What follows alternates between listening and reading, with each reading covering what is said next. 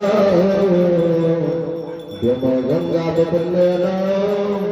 अद्यना कलशेन भगवत कष्टाभिषेचन्ते भगवन्दा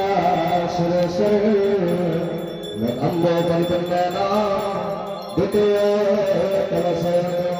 सारसतेन तेन संपन्नेन सुरेश्वरे द्वितीयाभिषेचन्ते तृतीया कलशेन सत्राभ्यास्ताभिषेचन्ते लोकपाल समागता सागर पुण्यना चतुर्था कलशेन भगवान् परिपुण्य।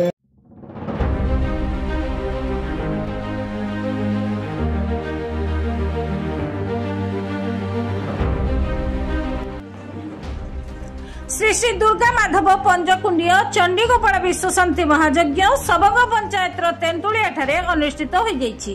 गुरुवार दिन कुंड मंडप तोरण निर्माण अंकुरोपण आदि कार्य समापन होइतिला। शुक्रवार दिन छबाटिया नदी 25 रु ऊर्ध्व सधवा महिला कलश शोभायात्रा रे बाहरी यज्ञ मंडप निकट रे पहुंचिथिले। समाजसेवी रवींद्र भंजक नेतृत्व रे मुख्य कर्ता रूपे गदाधर उपाध्याय और निरुपमा उपाध्याय कार्य तुलाइथिले। पर मुख्य पंडित राजू दास नेतृत्व में 11 जन पंडित यज्ञ कार्य कराइथिले।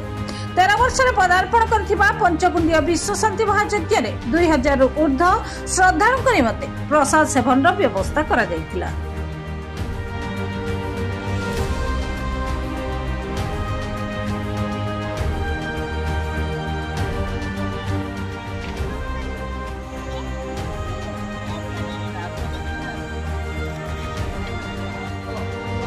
कुमार पाढ़ी ये विश्वशांति महायज्ञ चली दीर्घ दिन चली या नुआ नुहे प्राय 15-20 वर्ष है चली 11 जन विद्वान पंडित उपस्थित अच्छा से पंडितों माध्यम ये यज्ञ कर्म चली ये यज्ञ आमर संध्या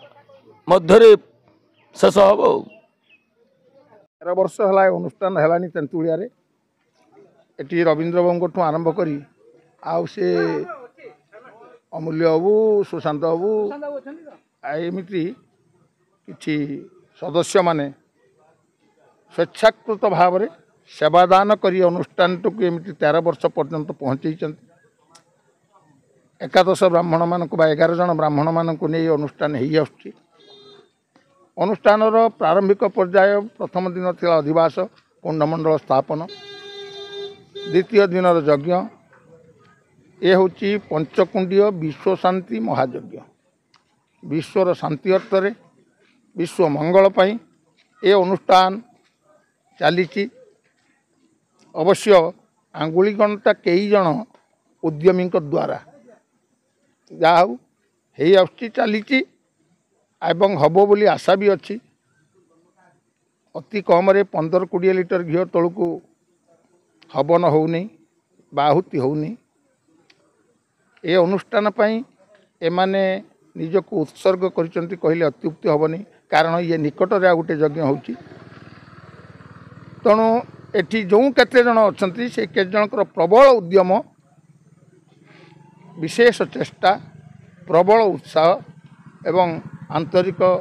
श्रद्धा सहयोग सहानुभूति ये अनुष्ठान को ए पर्यंत दीर्घ 13 वर्ष धरी रुद्धिमंत और वृद्धिमंत कर चली अनुष्ठान आरंभ सकाल आरंभ गत काली आरंभ है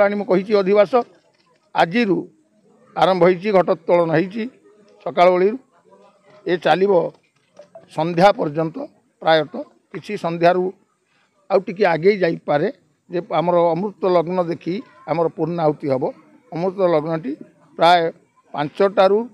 7टा भितर अच्छी तेणु तार भितर पूर्णाहुति हम नारायण सेवा चली समस्ते खाऊँच अन्नदान होची हवन कर्म चली पूजा अर्चना चली विष्णु पूजा देवी पूजा गणपति आदि पंचदेवता पूजा एवं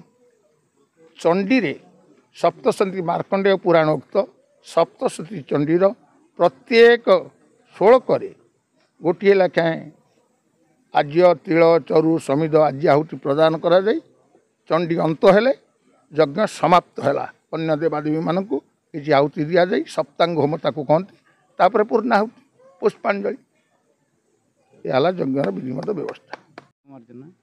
तो यहाँ विश्वशांति महायज्ञ पंचकुंडिया विश्वशांति महायज्ञ